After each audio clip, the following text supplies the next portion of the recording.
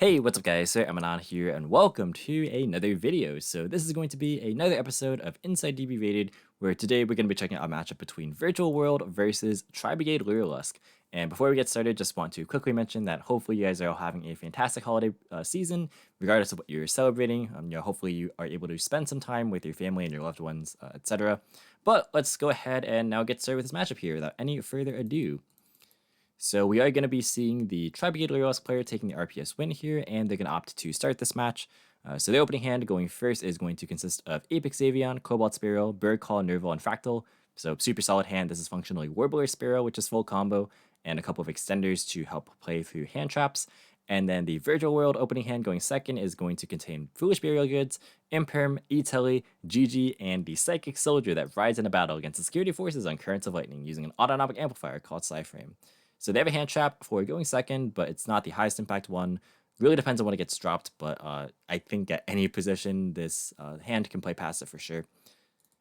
So we're going to see the Bird player start things off with a copy of Bird Call. So that's going to go and grab a search from deck to hand, a copy of Turquoise Warbler. And they are going to not summon off the Bird Call, instead just going to summon out Warbler with its own effect. And then they're going to activate the on-field effect, but they're going to chain Imperm to that, which is fine because they can keep going by just normal summoning out Nerval and going into Recital this way. So they're going to overlay for Recital Starling here, and then they're going to detach Nerval to go and search for a copy of the Sapphire Swallow. And then Nerval gets a trigger here, so they have a Spirit Tri-Beast, so they could grab Karis here. They could also grab Kits if they want to like hard make Farid. Really depends on what their end goal here is. So they're going to grab Karis. That's like the more standard line of play, I would say. So they're going to go for Sapphire Swallow to summon out itself and the Cobalt Sparrow, which does trigger to go and search for a copy of Wagtail. And then they're going to overlay for Recital number 2, which is going to net another search for a copy of the Burial Canary. And then here they're going to overlay for the Utopic Draco Future, and then they're going to pitch the Fractal to go ahead and summon out Karis. So yeah, if they wanted to, again, they could have just like hard made the Farid with like 2 of the birds and then gotten like the Tri-Beast name out of hand, or the Tri-Brigade name out of hand, like if they didn't open it and they needed to get to it via the Nerval there. Because it is possible, like if you want to link away with your first Recital to get it back off like Burial Canary and then make a second one later on, which is not a play that comes up frequently, but is something that is useful at times like this if you want to go that route, but wasn't necessary here because again they had the Spirit Tri-Beast name to pitch anyways. So they're just going to go and activate Karis's effect to go and summon out Farid, whose effect will also activate to summon out this Wagtail from hand, and that's going to grab a follow-up Bird Call. And then from here, pretty simple, just going to go and link off into the Simorg link, trigger the Farid to go and draw, and then put back the Apex Avian. They pick up a 1-for-1, which is not bad for next turn, although they would probably rather have defensives. And then they're going to go for Burial Canary to go and summon the Sapphire Swallow and itself, before overlaying those two into a copy of Ensemble Robin and then attaching 2 materials from the graveyard. And then they're going to end on the Apex Avian that they put back off the Farid. So this is a pretty solid end board. They don't really have hand traps to back this one up, but it is very good against this deck in particular, just because bouncing is pretty hard for the deck to deal with if they don't have like City to access Qinglong, for instance.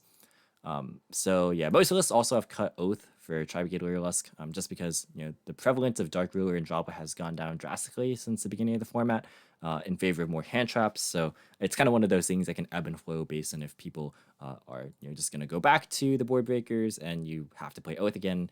But right now I think you can get away without playing it, especially in favor of like more of your own hand traps and like consistency cards. But we're going to see Virtual World pick up a copy of Lily for turn. So yeah, it's not looking too great for the Virtual World player, but we'll see how they play it out if they choose to. So they are going to go ahead and activate the Emergency Teleport here, and that's going to summon out Lulu from deck. Definitely not a bad one. They are going to activate Robin here, because if they don't, they could... If they don't activate it, they could activate any Virtual World name, and then they'd have to bounce it anyways, most likely, and then like you'd kind of be forced in a situation where Robin can get attacked over. Or you like would have like leave the Virtual World name on the board, which doesn't seem too great. So yeah, bouncing this seems fine. Like you don't really want to. I mean, you would Draco Future eventually, anyways, but it depends on how many names they have. Like you just don't know the hand. So they're gonna also out GG and then activate Lulu's effect, which will be negated off the Draco Future, and then they're going to activate Lily's effect. and then that's going to be Apex Avion negated. Yeah, because, I mean, you could get away with just not using it, but I guess just denying like the graveyard setup is fair enough. Because like if you let it get bounced, then they have Qinglong to search another name anyways. So yeah, you might as well just negate this with Avion. And Virtual World's just gonna admit defeat there. They could have gone for Foolish Goods to go and send Qinglong there. But the last name, or they had Gigi and Lala left, so it was kind of difficult anyways. Although with Lala, they could have like forced an Ensemble Robin, but it would have been at 1200, so Gigi couldn't attack over. Yeah, okay. So yeah, I think it was a lost game anyways. Just trying to think about that. So yeah, we're gonna go ahead and move to game 2. Virtual World's gonna go first here. I was just reading chat right there. Yeah, Robin is a little bit awkward versus Virtual World because you have to make sure that like it doesn't get attacked over. I mean, it's not like the end of the world if it does, but you do want to just make sure that they don't have as much follow up. But yeah, the opening hand for Virtual World going first this time around is going to contain Yan Yan, Kowloon, Lao Lao, Qinglong, and Nibiru. So hand is not the greatest, but it definitely is able to play. And then the opening hand for Tri-Brigade Lyrilusc going second is going to consist of a bird called Double Warbler, Fractal, Cobalt Sparrow. They draw a lot of engine cards. So this is still going to be good for VW because the Bird player didn't really draw anything to deal with a combo. So they're going to start off with the Kowloon. That's going to go ahead and place Chuche face up. And then they're going to allow target the Chuche. That's going to go and send the Qinglong to the graveyard.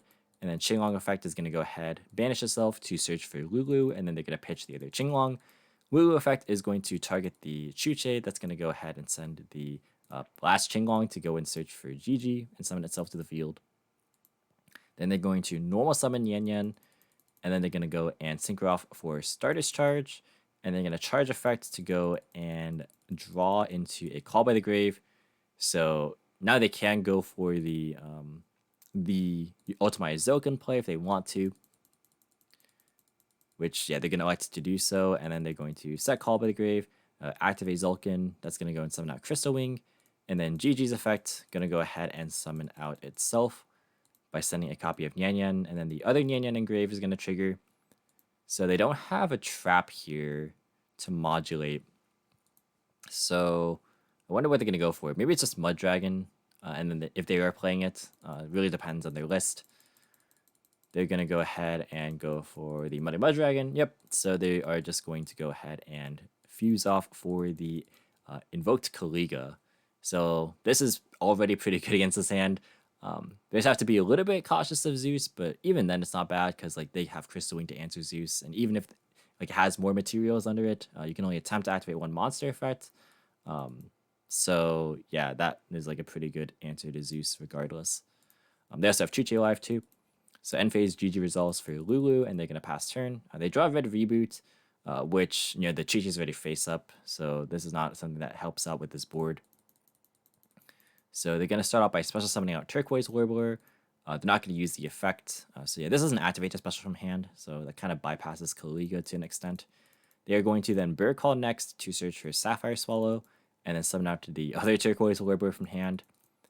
And then they're going to normal summon Cobalt Sparrow. So they're trying their best to play around Chuche, because like if they popped one of these Warblers, then like they just have their normal summon still, and like you know they just search the Sapphire Swallow. But if you hold it like they did here, then they have the Sparrow, so they can like now protect what I assume is going to be their Zeus play. Again, Zeus doesn't do too much here, but it is something. I just think that the virtual player can like just easily win next turn. So they're going to overlay everything into Assembled Nightingale and then go into the battle phase. This is all just one monster, so they can get all the attacks in. And then they're going to go for Zeus in main phase 2. And then they're going to go to the end phase. In the end phase, you're going to activate Chuche to target the Zeus. But it looks like they're going to use their quick effect priority. Well, they're not going to actually use it. Just kidding, they were thinking about it. Yeah, it doesn't matter regardless, because like you just go Zeus if you wanted to use your priority, and then they chain Crystal Wing, and again you can't like Zeus again because of this, and then they just like Chuche anyways. Or they didn't even have to Chuche because this would get destroyed. So yeah, you'd probably rather them use their Chuche. I mean, it's not gonna make a humongous difference. So Chuche Chainlink 1, Zeus Chainlink 2, and then Crystal Wing Chainlink 3. So Zeus gets destroyed, everything gets put back, and then they're going to draw for turn. They draw a Pointer of the Red Lotus, which is not the greatest here, but if nothing else, it'll make sure they don't play next turn. If not for this reboot, I suppose. But I think they can just end the game here. So they're going to Qinglong effect. They're going to banish itself to search for Lili, and then they're going to discard Nibiru. And then they're going to Lulu effect. They're going to target Chuche to go ahead and send Qinglong to search Gigi, summoning itself. And then they're going to tribute summon out Lili, which definitely works. So they have, how much is on board? They have 6,400, so they just need to summon Gigi and Yan Yan, and that also plays around Nibiru because it's 4 summons, even though they have Crystal Wing. They're going to GG effect, and now Tri-Brigade Lyrilusc will concede. So moving on into game number 3, they are going to be choosing to go first here. So the Lyrilusc Tri-Brigade player's opening hand going first is going to consist of Cobalt Sparrow, Triple Tactics Talent, Barrel Canary 1-for-1, and Sapphire Swallow. We actually haven't seen any hand traps from this player at all in any of these games, maybe just variants. But the hand is pretty good. And then the opening hand is actually very good. The opening hand for the Virtual World player, though, going second, is going to contain Wow, Kowloon, Gamma, Chuche, Droll. Ooh, Droll Gamma. That is very, very solid for sure. Not like the strongest engine, but I mean, it's still fine. It's, again, it's just still playable. So we're going to go ahead and see the 1-for-1 come down. That's going to go and pitch Cobalt Sparrow, summon out a copy of another Cobalt Sparrow from deck. And then that's going to activate to search for a copy of Nerval. And then down comes the Droll Knockbird. So, yeah, they moved a bit too fast there, trying to speed things up on DB. But yeah, Droll going to put a bit of a stop, to some extent, to this combo. So they can tactics to take out the Gamma. And then they have a Sapphire to summon out Nerval. And then they can link 2 and then go Nerval effect. So, yeah, this still should end on DDO, Robin, and Apex Avion, if I'm not mistaken. So yeah, they're going to go ahead and tactics to get rid of the Gamma. And then they're going to Sapphire Swallow effect, summon out itself and Nerval. And then they're going to hard make Farigit. Yep, and then they're going to go for Nerval to banish 2. And yeah, they still have a Cobalt Sparrow and Graveguard, so they're good here. They're going to go for DDL, and then they're going to go for Simor, kind of putting everything on the table here. Because like the follow-up is diminished, just because they don't get value off like Nerval or anything. But they're going to go ahead and Barrel Canary to go for Robin. And then they are going to end phase, grab the Apex Avian. So still a pretty solid end board. Just kind of has to be a bit cautious of the fact that if their board gets cleared, they might not be able to recover as well. Just depends on how Robin gets outed. So we're going to see them draw a copy of Lili for turn. So that is a substantial improvement to the hand. So they're going to activate the Kowloon. I think that they have to negate this. Because if they don't negate this, this gets Qinglong to... Well, does Qinglong negating DDL actually matter here? I guess you could just keep negating the hand effects and not worry too much. Just kind of depends on how many hand... Well, you actually know the hand. Besides the Lili, I forgot that they triple tactics. So Chuche's off right now. So if you let this resolve, and this is the only thing they can negate because it's the only thing that's targetable. So you negate the Lao, and then you can... What's tricky? Because the Lili would send Qinglong, so they have another attempt at a virtual world name. But you can keep bouncing their specials. Just depends on when they choose to normal summon. This is pretty interesting. It depends on how VW plays things out. So they are going to let this resolve. So they're just going to let Qinglong hit the board. Because if they negated this... Well, actually, it probably was worth negating this. Because you know that these two can't play by themselves. So like the only thing that can... like this gets punished by is like another copy of Kowloon. Because this is an activate once per turn, right? Yeah. So if they like have to normal summon to get this live, then you just bounce it on summon off DDL. And then you win the game. So I guess they're playing around maybe a second top deck Kowloon. This is like a pretty interesting kind of like decision point. But yeah, they're going to go ahead and activate Qinglong effect now. And that's going to negate the DDL. So now VW actually has the chance to play. So they're going to Lili, which was the unknown. So they're going to Apex Avian negate that. And then they're going to Lao Lao, which was known. That's going to go and send a Xuan Wu. So yeah, because they put out Xinglong, they couldn't send another one. So I think that's not too bad for the Tri-Brigade Lyrilusc player. So they can now just bounce this, and that should just be game. Well, they can like go and summon back Lili and attack over it, but I mean, they're not cleaning the Simorg, which that's like the main threat here. Oh right, I forgot they didn't finish fully resolving Lao Lao. I totally just messed it up. So let's see. Yeah, if this could be placed at attack position, that'd be good, but it has to be in defense off Lao Lao. So yeah, Robin is not incentivized to bounce here. They're gonna overlay into Beatrice, and then they can go ahead and Robin bounce here. So they're gonna Robin bounce here. They're gonna chain Beatrice, and that's gonna send Xinglong to try and keep playing. It's gonna be tough though. I mean, they can like search for a name they can normal summon, but again, like they need to clear the Simorg. I'm not sure how they're doing that just yet. So they're gonna go ahead and Xinglong to search for Lulu, and then pitch the Chute, and then Lulu effect. So they're gonna just special summon it to get more value. Yeah, that makes more sense. I forgot they hadn't gone through Lulu yet either. So they're gonna go for GG, summoning itself. So if you bounce with Robin, I mean, they have their normal summon still.